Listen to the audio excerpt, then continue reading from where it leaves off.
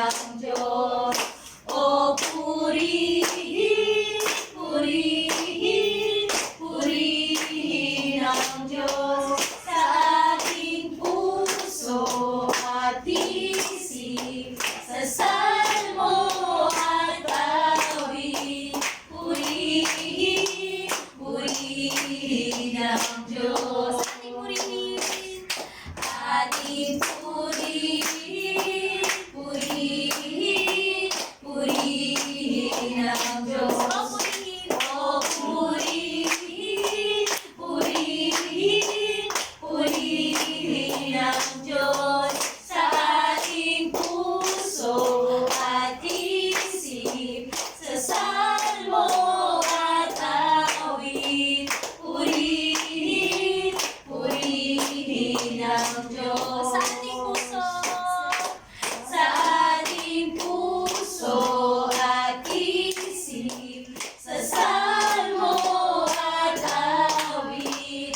Purihin, purihin ang Diyos. Isa po sa ating puso, sa ating puso at isip, sa salmo at awit. Purihin, purihin ang Diyos.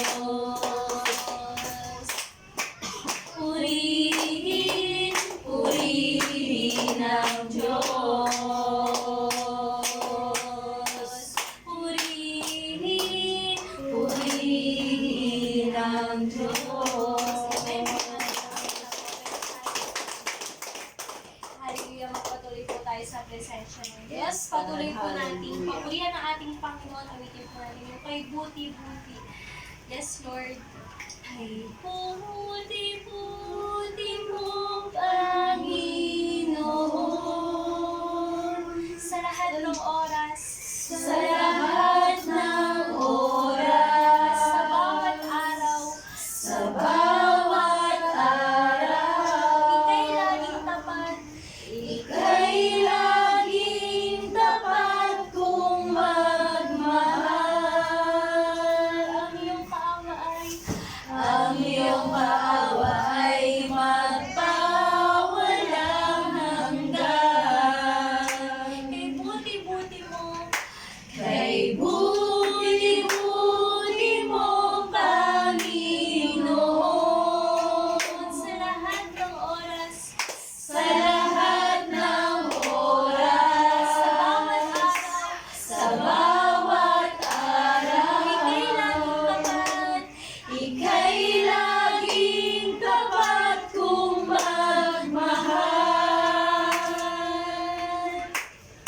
Ang iyong kawa ay magpawalang hanggan. Pinupuri, sinasamba kita. Dakilang Diyos at Panginoon. Tunay na ika'y walang katulad. Tunay na ika'y di nagbabago. Mabuti ang Diyos, siya sa atin ay nagmamahal. Minsan mo po kay buti-buti mo. Kay buti-buti mo,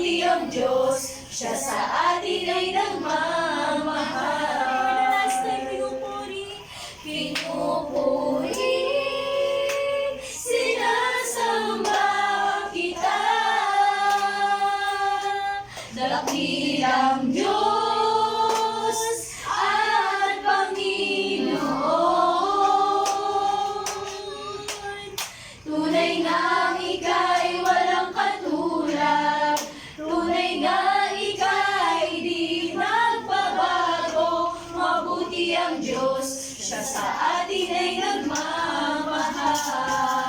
Mabuti ang Diyos. Mabuti ang Diyos, siya sa atin ay nagmamahal. Yes, mabuti ang Diyos. Mabuti ang Diyos, siya sa atin ay nagmamahal. Hallelujah. Hallelujah. We invite your presence in this place, Lord God. Be with us, Lord, Panginoon, as we continue to study your words, Panginoon. Let your Holy Spirit, Father God, be with us all, Panginoon. Yes, Lord God, patuloy, Lord, na bigyan mo po kami ng anointing, each and every one of us, Lord God. Your still small voice, Lord, yung marinig po namin. Sa gagamitin mo magsasalita, wala po kami ibang marinig, kundi yung tinig mo lamang, Panginoon. Yes, Lord God, Panginoon, patuloy mo kami samahan, Lord God. Salamat, Lord, sa guidance and covering mo mula sa pagpunta dito nila, Pastor at Pastora, Lord. Panginoon, patuloy, Panginoon, na samahan mo po kami ang bawat isa po sa amin, Panginoon, Lord God, in listening to you, Lord God, Panginoon. Patuloy, Lord, na pinapaubaya po namin sa iyo ang lahat at patuloy po namin binabalik sa iyo mataas na papuri po. Salamat pagsamba sa nakilang pangalan ng Jesus, we pray. Amen. Amen. Ako na kayo kahit maulan, ako ay ginabayan po niya kami na makarating po dito. Kasi dapat po last Saturday, nagpunta po ako dito, kaya lang po nandun po ako sa Antipolo. At nagsali po ako sa Sir Presley. Kaya sabi ko next Saturday na. Tapos iba lakas ng ulan. Dito ba malakas ulan? Kaya sabi ni Pastor, tuloy ba tayo? Sabi ko, oo. So, sundo na si Sister Presley. At ayun, sabi ni Pastor, kung namasahe ka, baka mamaya pa ako dumating dito.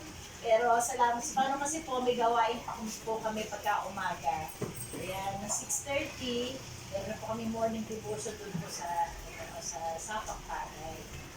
6:30, tapos natapos kami kanina, siguro mga 11 na yun, mga 11. At ayun, pagpunta namin dito, nga po nakamotor lang kami ni Pastor.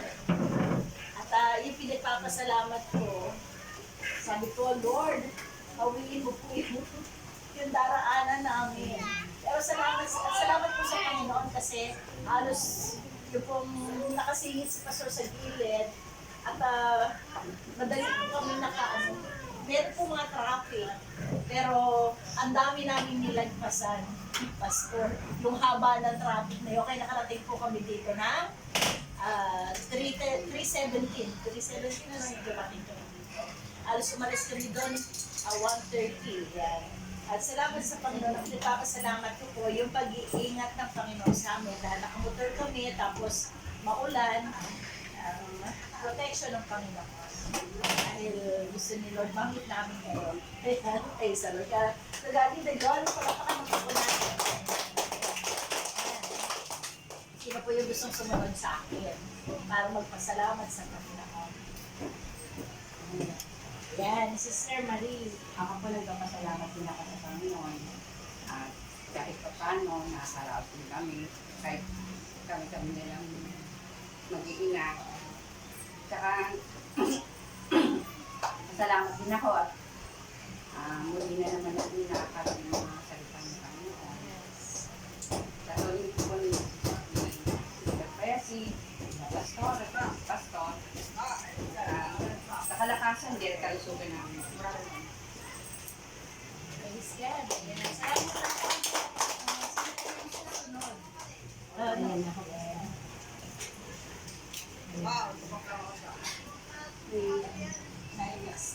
Okay lang umiyak.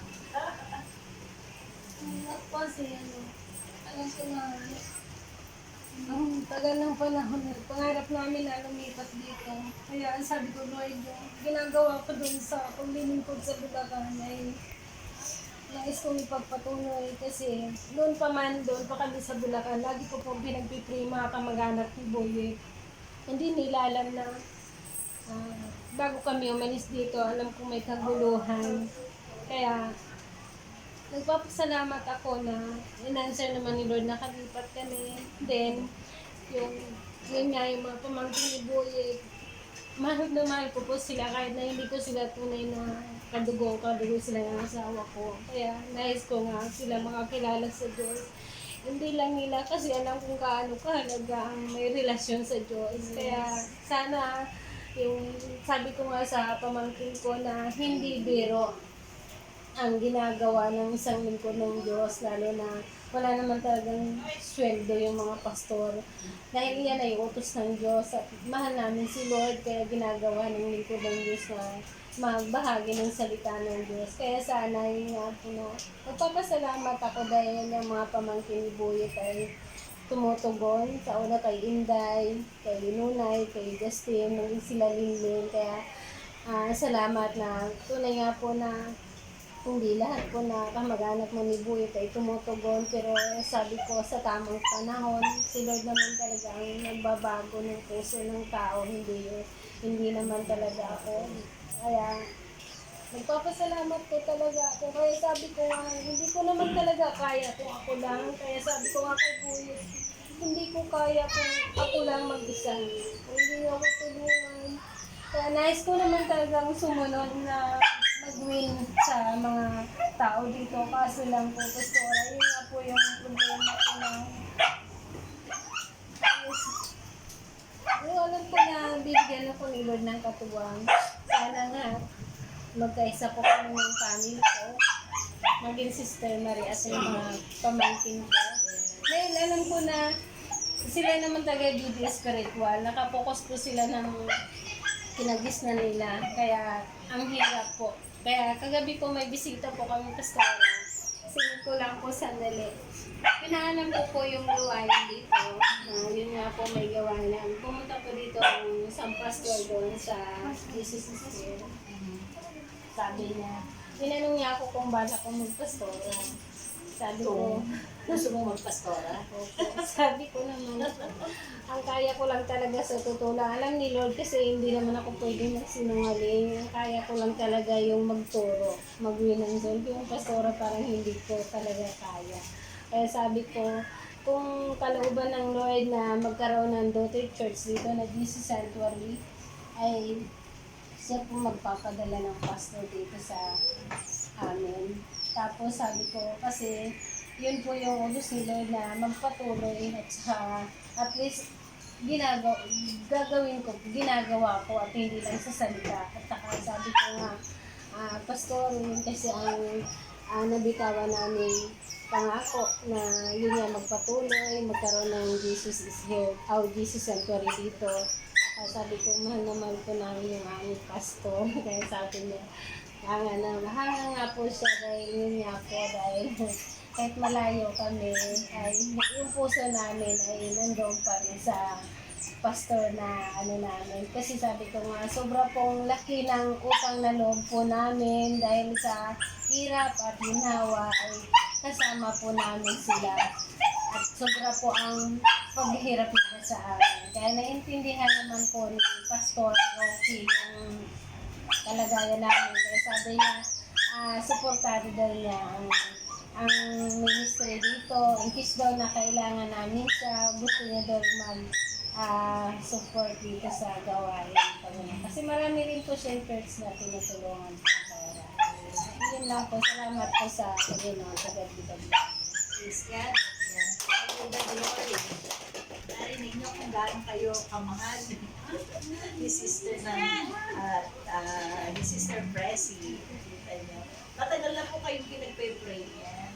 Kahit hindi wala po siya dito, narinig po namin kung paano gusto niya talaga kayong maabot. Lahat ng mga kamag-anak niya dito. At siguro, ito na nga yung time kasi niloob ng Diyos na sila ay makauwi dito, makabalik dito for a purpose. Ayan, di ba? Ang purpose ng Lord talaga kayo ay maabot lahat ng mga kamag-anak niya at yung mga tao dito. Praise God, hallelujah. Isa pa po, nais magpasalamat. Ayan, si Nonay. Gusto ko magpasalamat sa Diyos kasi gumaling po. Okay lang, iyak. Ayan ay iyak luha ng kanyang lakad. Okay.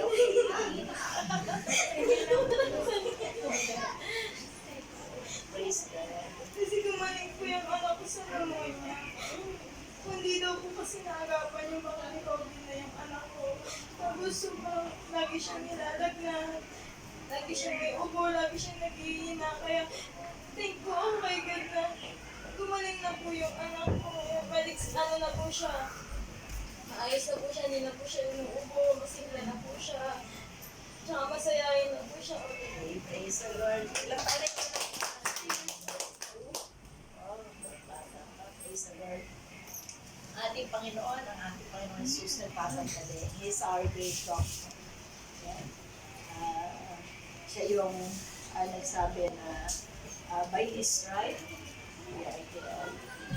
Sa pamagitan ng kanyang mga latay na natulog sa krus, tayo kanyang pinagaling. Hindi lang yung kaluluwa natin, kundi kasama din yung ating isipan. Kaya yan. Purihin ng Panginoon. Okay po, tayo mag-aaral na. At bago po sa pag-aaral ng salita ng Diyos, baka may gusto mo lang sabihin si Pastor.